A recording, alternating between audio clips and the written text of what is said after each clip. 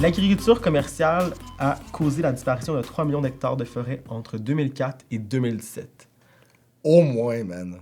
C'est faux parce que le nombre de coupes à blanc en Amazonie qu'on entend quasiment chaque jour pour des forêts, des champs de soja ou de quelconque, j'aurais tendance à dire que c'est beaucoup plus. C'est faux, c'est plus. Ouais, c'est ça. Oui, c'est faux. Bon, c'est fait que j'avais comme... t'as raison. C'est vrai que t'avais raison.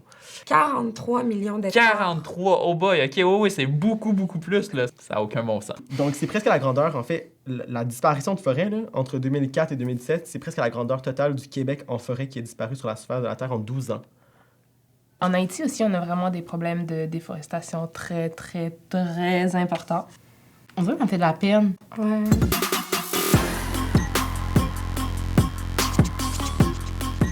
L'agriculture commerciale et industrielle nourrit 70% de la population mondiale. Des moments que vous savez fait. C'est faux, ça. C'est exactement ça.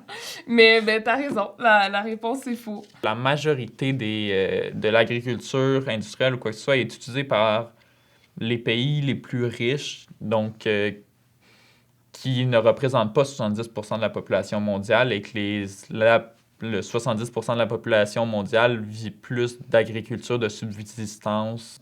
T'es dedans, en fait, c'est ça. C'est les petites agricultures paysannes qui nourrissent 70% du monde en étant beaucoup moins polluantes et nécessitant moins de terre et moins d'eau.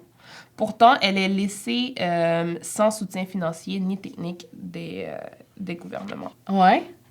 Choquée. Choquée, mais raide. D'après moi, le 30%, c'est comme l'Amérique du Nord puis l'Europe, là, honnêtement.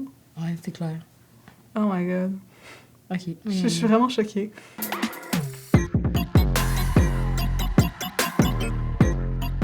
D'ici l'an 2050, la crise climatique pourrait forcer 100 millions de personnes à quitter leur foyer et à devenir réfugiés climatiques.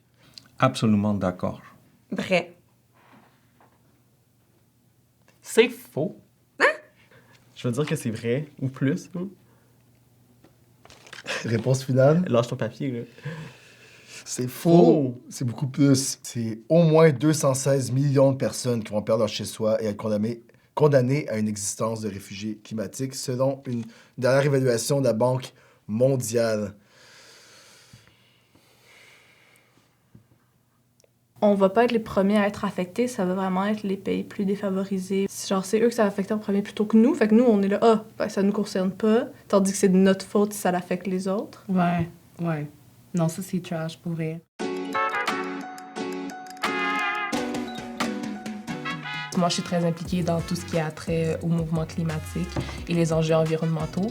Fait que, tu sais, des concepts comme justice climatique, justice environnementale, ça me parle énormément. Puis aussi, on peut juste comme se réduire notre consommation de viande.